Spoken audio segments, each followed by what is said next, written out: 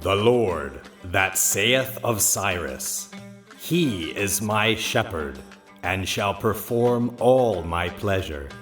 Even saying to Jerusalem, Thou shalt be built, and to the temple, Thy foundation shall be laid. Thus saith Yahweh to his anointed, to Cyrus, whose right hand I have holden, to subdue nations before him. Oh, hello there, and welcome to the garden. I was just taking a stroll through, enjoying the fruits of the vineyard. Allow me to introduce myself. I'm a pretty great guy. In fact, I'm a really great guy. In fact, the history books will refer to me as a great guy. I am King Cyrus the Great. Allow me to tell you the story of my beginnings, because I didn't always be so great. Yes, come with me, and let me tell you the tale of my beginnings. My grandfather was named Astyages, and my grandfather was the king of the Median Empire. A great king was he, but not a kind man.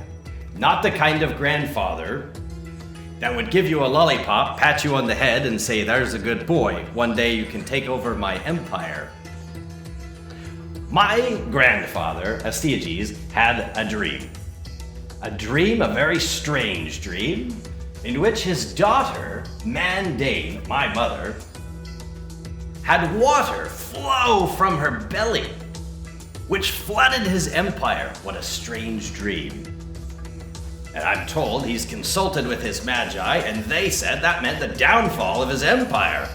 So he was worried about his daughter. So he married her to a Persian king named Cambyses, who was my father. He was a Persian king of an empire. Well, that sounds a little bit too grand. He was actually the king of a large city. So my grandfather Astyages married off his daughter to a lesser king, a Persian king, not a Median king, in the hopes that he would not have any trouble from his daughter. So they lived there, Cambyses and Mandane, and my grandfather hoped that they would live a life that was mundane. However, when I was in the womb of my mother Mandane, my grandfather Astyages had a second dream, in which his daughter Mandane had vines grow out of her belly and surround the kingdom. And this, consulted with the Magi, was a bad omen, said they. And so there was only one thing to do, and that was kill the boy, kill the grandson. So my grandfather, Astyages, told his servant, Hipparchus, take this boy and kill him. But the servant took mercy on me. Instead, he couldn't do it. He didn't have the... He wasn't that kind of man, you see. And so he had pity on me. Instead, he gave me to a cowherder and told the cowherder to do it for him. But the cowherder also refused. And so, I was raised for the first 10 years of my life living with a cowherder. Not very great beginnings for a man who's known as Cyrus the Great. When I was 10 years old, my true origins, my identity was found out, and I was reunited with my grandfather, and he allowed me to go back to my parents. However, he was very upset that I was not killed, and so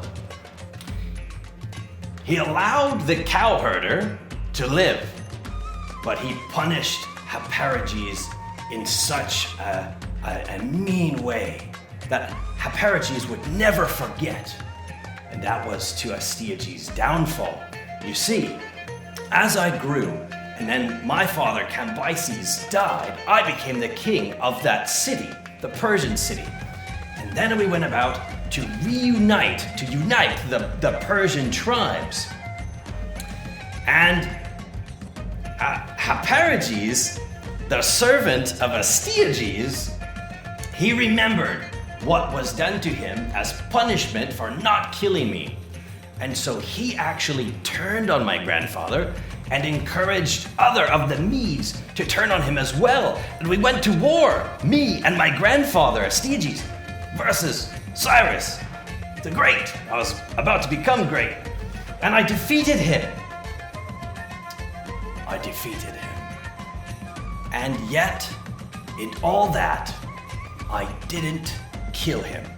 Most kings, especially emperors of empires, if you defeated someone else, you would kill the king, but not me. I was Cyrus the Great. I was the people's king, and they loved me because of this. When it was in the power of my hand to kill, I did not. I showed mercy.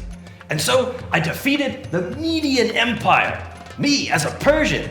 Now, remember, my father was a Persian, and my mother, Mandane, was a son of a Median king. So by birthright, I was a king of the Medes and the Persians. And so I took that. And I went on to defeat another empire called Lydia. No, not like a Lydia that you might know. This is the name of an empire.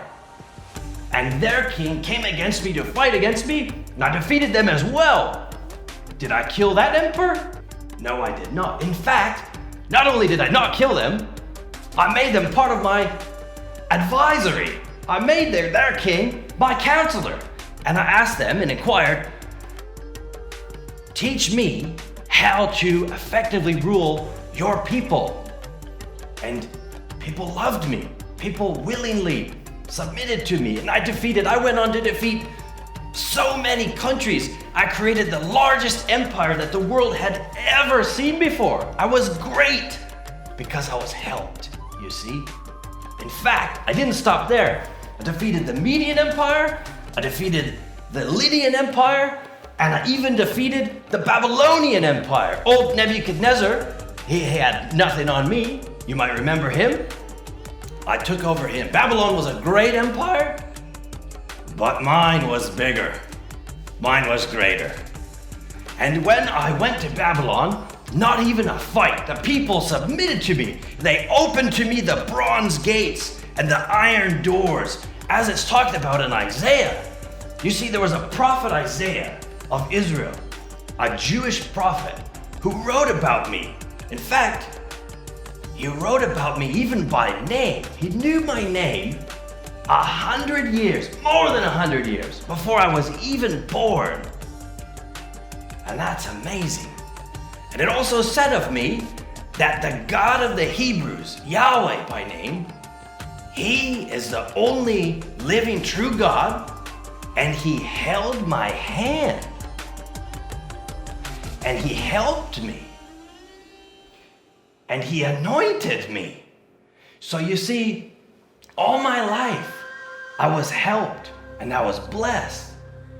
And so when I defeated the Median Empire, the Persian, the Median Empire, the Lydian Empire, and the Babylonian Empire, I went into Babylon, and in the first year of my reign, I liberated the Jews.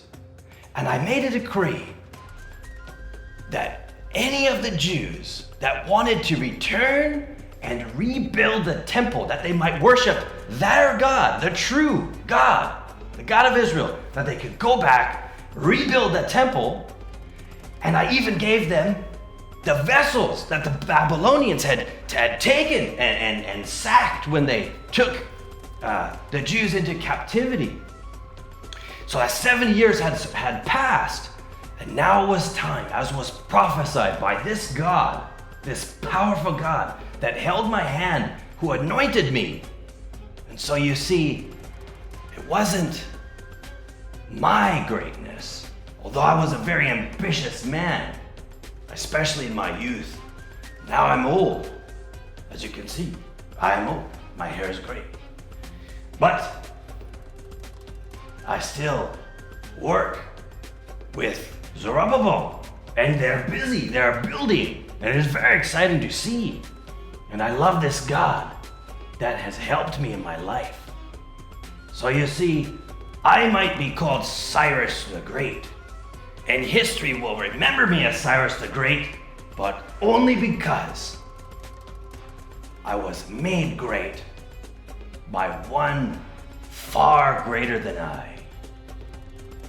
I hope you've enjoyed this tale, and if you want to learn more about me, there's so much that's written, because I'm a great guy.